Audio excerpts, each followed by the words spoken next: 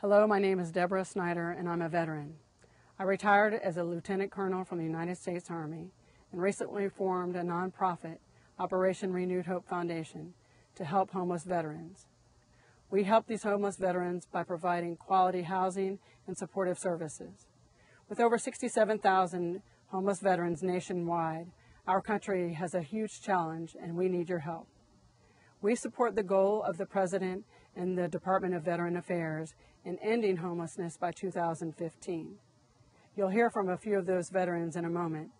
Please contact us at www.operationrenewedhopefoundation.org. I struggled after I got out. I didn't know anything about a lot of the benefits. A lot of us, when we get out, we're kind of given a handshake and a pat on the back, and then we move on. Now I'm finding out about the medical benefits as far as the mental health, the housing benefits, the educational benefits. It's sad that we have to reach a point that we're living in the woods. Me personally, I've been living in the woods for 14 months. I live in the woods with a group of veterans. All we had until Mr. George came was just ourselves. We shared food. None of us panhandled. We pick up side jobs off of Craigslist. I'm one of the lucky ones. I was able to get a job at Safeway. It started off 9 hours a week, and now I'm up to 34. I'm actually moving out of the woods Friday, and I gotta have mixed emotions about that, because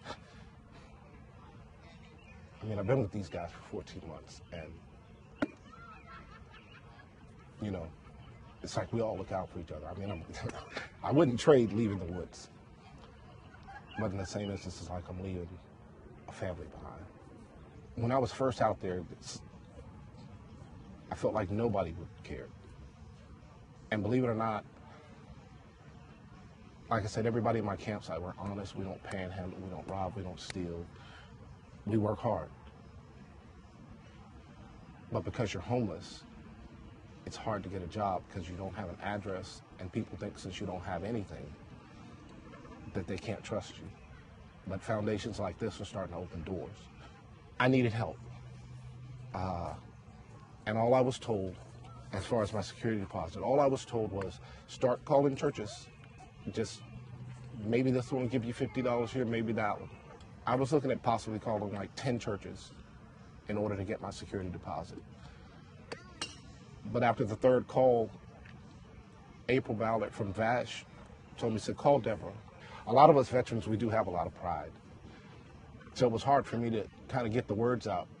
But she knew where I was going, and automatically she was able to help me. When you're in the woods, you live day to day. So making minimum wage, your check doesn't really last a week. But now, with the help that they're giving me, I can actually buy groceries, and I don't have to worry about the raccoons coming into my tent. Or, you know, I can actually buy groceries that I can save. I mean, people just need to understand that foundations like this, they're not just out there talking. They're actually helping us. I was in twice during Vietnam, and I got out, and I was in again from 83 to 92 in time for Desert Storm. Didn't get to go to any one of the actions, but I was serving in Korea during Desert Storm, and I worked for contractors till 2001. And I quit doing that, and I came back to the States. Then my wife had a serious stroke about 7 years ago. And we were kind of like sliding down towards the homelessness thing, but I staved it off for almost another 6 or 7 years. I was in the Kennedy shelter on Richmond Highway for 4.5 months, and my case manager, she introduced me to Deborah Snyder. And from that moment on, things started getting better. Deborah set me up to fill out paperwork for my VASH voucher through HUD. She got me a haircut. My hair was like down to here. And she asked me, would I want to get a haircut? I said, sure. I said, but not necessarily at Fort Belvoir. So then she sent me to a dentist like a week later, the Dr. John Williams, Jr. He's part of the foundation. Then she took me up and showed me the house that I'm moved into now. And then she took me over to a nursing home, got my wife, took her out, showed her the house.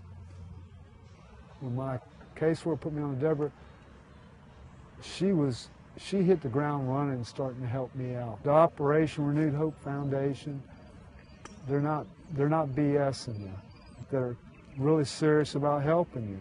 They're for real. They're the real deal, and hopefully they'll be able to keep helping people out, because there's too many of us homeless vets out there. Just because I moved into the house, she doesn't feel like her job is done. She realizes that there's more to it, because a lot of people, even when they get out of the homelessness state and you get into a place, you can still fall back. And they'll stick with you all the way until you just don't want their help anymore.